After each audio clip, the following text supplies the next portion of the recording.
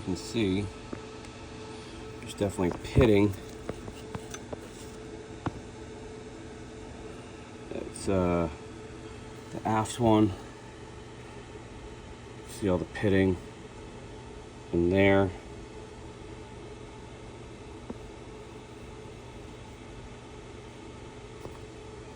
This is number 2.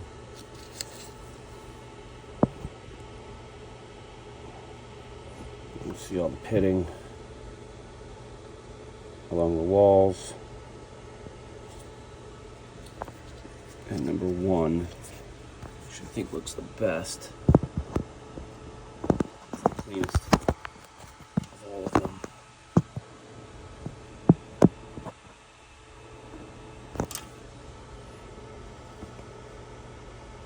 You know, it doesn't look good inside there.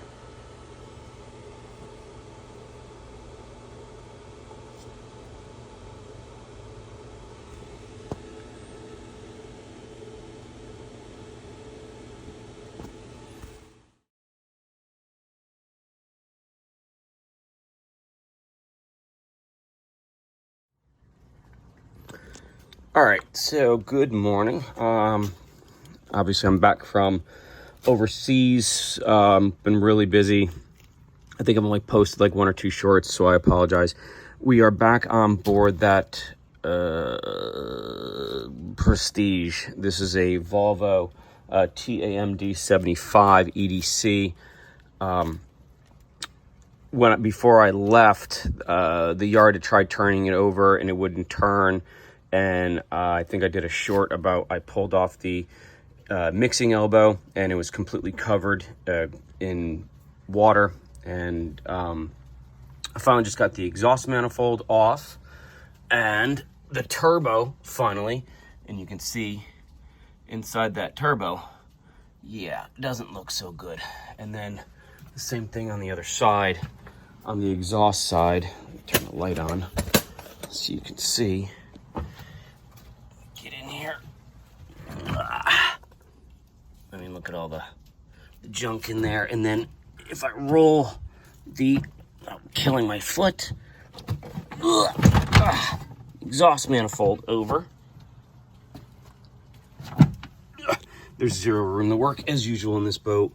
So you can see that that's filled with stuff. This one, not so bad. That one's pretty clean, and then these 3 are clean. So definitely just the aft, and you can see here on the heads themselves that these are clean here, and then just there on that last third one, starting to get infiltration, and definitely that one and that one. So I have to definitely rip out this head at least, and I got to figure out how to do that because there's literally, once again, no space to get to anything. So I got to figure out whether or not I got to take the coolers off, which is basically, I can't tell right now if I've got to take the coolers off or not. I think that the cooler is just overhanging the cylinder, or I'm sorry, the head. So I think once I take the rocker arm assembly off and get out the bolts, I might be able to slide the whole thing out. That's what I'm hoping, so I don't have to get to the backside and start ripping apart coolers and stuff like that. It's just going to escalate the project. And really what I'm doing now is just trying to evaluate what's going on internally in the motor, in the cylinders. If the cylinders are all rusted and stuff like that and the rings are frozen, it's going to need an overhaul. And then we're going to have to stop the project and sort of determine where he wants to go from there. So going to get into it a little bit more and we'll show you some more in a bit. All right, so next I'm going to take out the rocker assembly. And if you notice, different than other engines that I've done, this has 2 different heads. So there's a head here and a head here, which is quite nice. So it's not going to be as heavy. It's going to be heavy, but not as heavy. So 13 mil on these top bolts here, and there. I take them off sort of all at the same time. So I'm not binding up or putting pressure on one set of the valves or the other. Probably don't have to do that, but it's just a good way of doing it. So you're doing everything evenly. And you can actually hear the valves come back up a little like that. So that's, I guess, good news that the valves may or may not be stock. I don't know. We'll see. So these are all out. I'm going to pull the valve assembly now, the rocker assembly now, and set that aside, and we'll see what the valves look like. All right, so next I pulled out all the rods, which go along the back side there, down in those holes. And I cleaned them and checked to make sure that none of them are bent, because like I said, they tried starting this when it was seized up. So sometimes you'll bend a rod or something like that. But none of that seems to be happening, so that's good. So those are out now. We're gonna start cracking all of the bolts for the head. And see, I know that I've got to take some stuff off along the back side there, which is gonna be a pain in the butt, but hopefully it won't be too bad, and see if we can't start moving this thing out and inspecting this and see exactly what we've got going on and what's going to need to get done to this engine. All right, before I finish this up and go any further, I usually label all my bolts so I know where they go. I don't know if it matters or not, but it kind of doesn't. You know, sometimes you might have smaller ones, taller ones. These all look pretty much the same. And then obviously on the inside of the cylinder, they're all black, and those are all going to be the same height. But sometimes you get valve heads that have different heights to them, and the bolt sizes will be different as well. So, and then the torque settings are off, and you just don't want to screw it up. So I just pretty much just label everything, and then I try and keep everything in a different box and keep it neat and organized, so I kind of know where everything goes. So I've labeled it 1 on the head, and it kind of makes sense. 1 up top, and then that's 1, and then traverse back. So we've got 12, and then these here I can't label because they're covered in oil, but I'll know where they go. All right, well, I'm kind of doing this manual free. So as I suspected, you see the lobe here, there, and there's one more there. So those are studs that go into the back side of the head, which is what I was thinking corresponds to this. Oh, good, that's loose. Yep, okay. Nothing to see here. And this one right here. So this one, and this one. 1, 2, 3, and I have to take this off here and then get to that 4th one that's back there. And then that should take care of everything that's tied to the head on this, and I should be able to see if I can kind of pry it up and see if I can't move this thing out of here. Yep, we'll see what happens. Usually they've got studs on here, at least 1 or 2 inside the valve cover. I was just looking at that, and then I can hook a chain to it and then haul it out. They're all bolts, so there's nothing for me to sort of latch on to. I guess they think that it's going to be light enough for me to slide it out. I don't know. We'll see. Hopefully Matt will be down here shortly, and he can give me a hand with this. Until then, we'll get it ready. Okay, so things just got a lot harder. I need to take off all of the coolers. So what this looks like on this side is this huge cooler right here, that lower cooler right there. All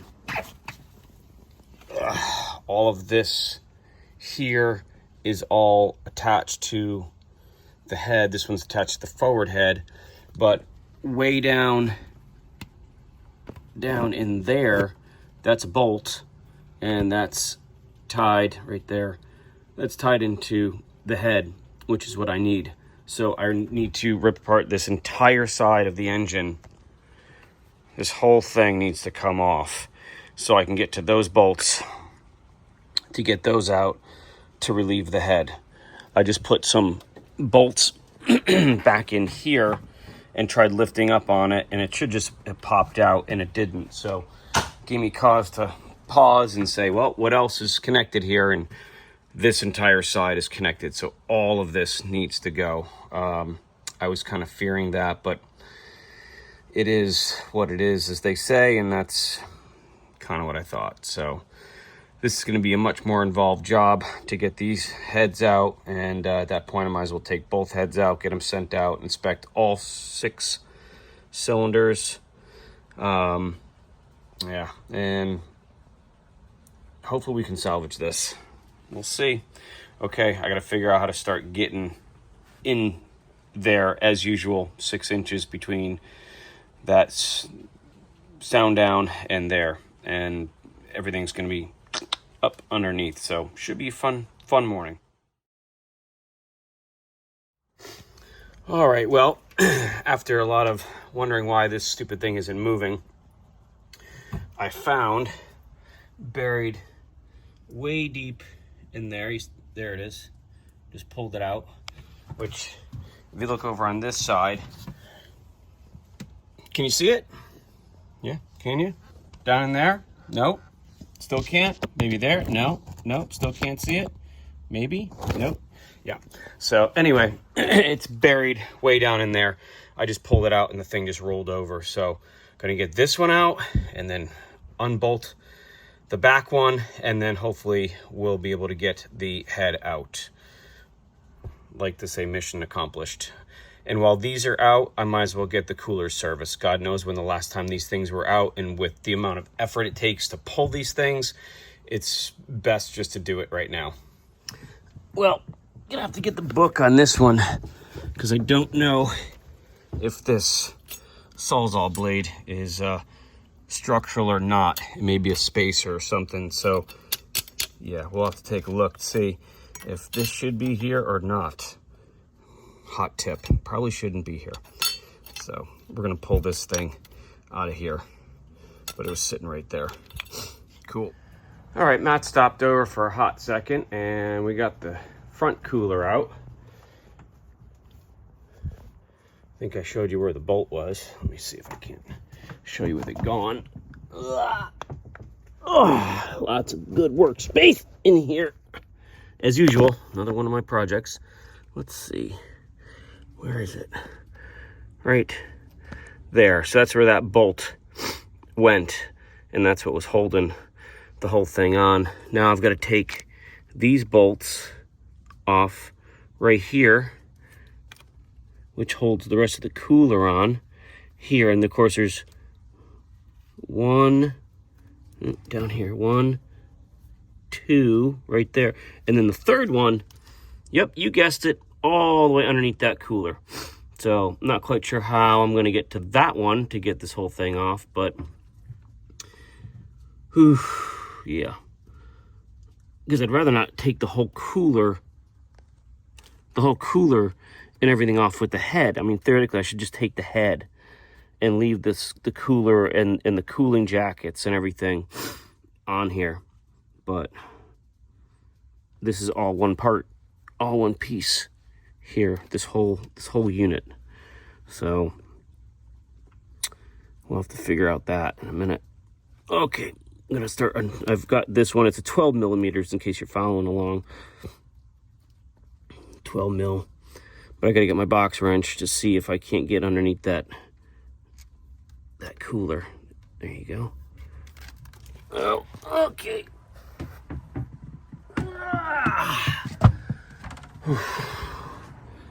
More stuff, more bolts.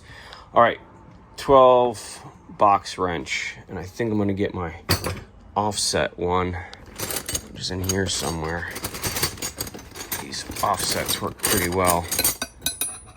12, 13, 12. All right, let's see if this works. Okay. All right, well, with a little pry, with the 3-foot pipe wrench underneath there, I was able to get the thing to pop up. Ow. And as you can see, just from first inspection, that doesn't look good. However, it is on the top side of the cylinder. So I see a little stuff right there. Might be surface. This one looks pretty good. Plenty of hashing, so it might be salvageable. And again, I don't know how far this guy wants to go into it, so that might be washable. That's saving grace right there at dead top center of the cylinder. Wow. Can't beat that. And that one looks really good. Look at the hashing still on there. That looks really good. All right, I'm gonna see if I can't get this off and do some further investigation, but boom, got her. The very next day, as they say on SpongeBob. So I brought down my 4-foot pipe wrench, or 3-foot. I left my 4-foot up in the truck. But my 3-foot pipe wrench and 2 bolts still underneath that cooler. So I can't get that out right now. So I put the pipe wrench in between the bottom of the cooler. Let me see if I can show you where I put it. Oh my God. The bottom of the cooler right there and the starter, and pried up on it. I finally broke it loose. And maybe I can show you. Yeah. All right, come on with a little trip. As I get in here. All right. So there we go. Underneath there, and then pry up on it. There we go. I got the girl moving. Finally. So now, probably gonna pull the cooler off with the head. I gotta get this side over here to start moving now. But hopefully, it's after lunch, but hopefully we can get this cooler, or hopefully we can get the head off and we can investigate further and put a wrap on the dismantling of this project. All right, that was easy, right, Matt? Yeah, it was awesome. Yeah. Could have done it myself. I don't know why you're here. That's totally true. I don't even know why I waited for you. So, well, that's the head part right there, and there's the cooler, the charge cooler. So, like I said, there's 2 bolts here and here underneath that body, which we couldn't get to. So that's why we took the whole thing out. It just would have been easier if the charge cooler could have gone away and we could have just taken the head. I could probably have done that myself. So, and we made sure that we didn't get anything inside of here. And so far, it looks like, I mean, that looks really clean. And there, and that one's clean. So literally top dead center. I mean, he could not have done this better. I mean, if you were going to grenade an engine. So I've already called Simmons Balancing. Mike over there is going to go do that. Going to go do the head for me. They close at 4 o'clock, so I've got to get out and get that to him so he can start getting this on the docket and get that working. And turbo's got to go out. Coolers, the exhaust manifold's got to go out. I could probably bring him that as well, and he can clean that. And then the coolers, as soon as I get these apart, are going to go to Ross over at Sweetgrass Diesel. He's going to rip those apart, clean them, put them back together again, and pressure test them while they're out. I've got to see if I can clean up the top of that head and get that dialed in and get the engine rotated over. And then we've got to get all new kits and put it back together again. Sounds like a plan, right? Easy. Should be done in an hour. What took so long? All right. Well, Friday afternoon. It's my birthday. We got it out. Pretty good. All right. Done deal. All right. Well, it's Monday morning. Got that head off to the machine shop on Friday. I'm going to pull this head just because I've done all the work and I've got everything else off. I don't think there's anything wrong with it, but I might as well pull it and send it out to the machine shop and have them take a look at it, see if there's anything wrong, maybe some new valve guides or whatever. Just check everything, make sure we're good while we've got it off. It's just a mere caution, I guess. And I can pull it and see what the cylinders look like underneath there, but I think they should be fine. So this morning I'm going to start working on cleaning that one off right there. See if we can't get that polished back up. The other 2 cylinders were fine, so I'm going to lube those up just to keep them lubed up and clean of any salt air or anything else while we've got the stuff apart, and then see if I can't bar it over. So yeah, stay tuned.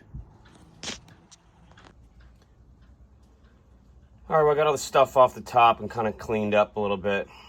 It is a little pitted, not on the valve surfaces, which those 2 indentations, or the center, which is where the diesel goes and it explodes. Just the outside, there's a little pit right there, a little pitting over there. So I haven't decided what we're gonna do with that yet. I gotta look at a manual and see how hard it is to pull the cylinder out and redo it. I don't know. I might get a second opinion on it, see if we can just run with it. Obviously, the best thing to do would be to replace it. Yes, I know. Please don't comment and say, you should just replace it. I get it. And if everybody's got millions of dollars, then we wouldn't have a discussion.